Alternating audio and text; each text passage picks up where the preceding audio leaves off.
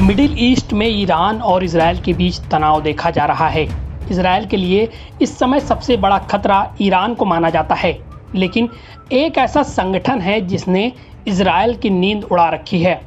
Experts का कहना है कि इजराइल के लिए सबसे बड़ा खतरा ईरान नहीं बल्कि लेबनान का संगठन हिजबुल्लाह है। यही कारण है कि इजरायली भी इससे सीधे नहीं उलझना चाहते। शनिवार देर रात इजराइल पर हिजबुल्लाह की ओर से लगभग 50 रॉकेट दागे गए हैं। इसके बाद अब आगे क्या होगा ये काफ़ी महत्वपूर्ण हो गया है।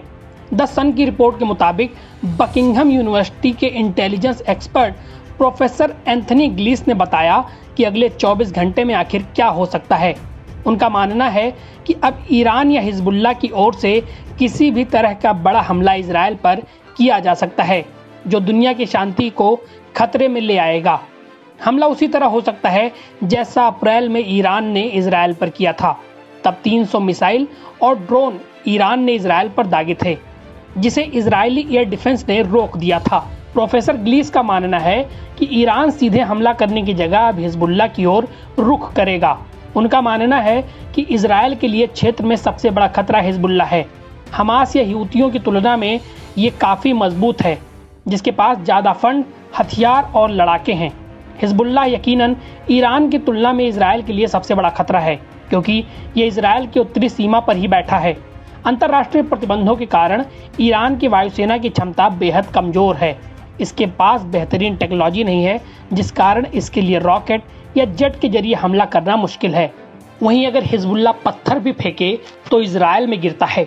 हिजबुल्लाह के रॉकेट हमले के बाद प्रोफेसर ग्लीस ने कहा कि उन्हें लगता है कि अब तनाव कई गुना ज़्यादा हो गया है। अगले 24 घंटे महत्वपूर्ण है।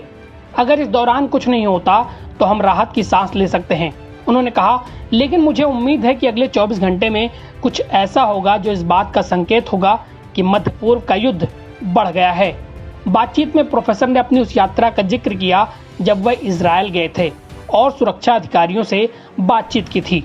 उन्होंने कहा, अधिकारियों ने तब कहा था जब तक ईरान के पास परमाणु हथियार नहीं है तब तक हम वास्तव में जिससे डरते हैं वो हिजबुल्लाह है।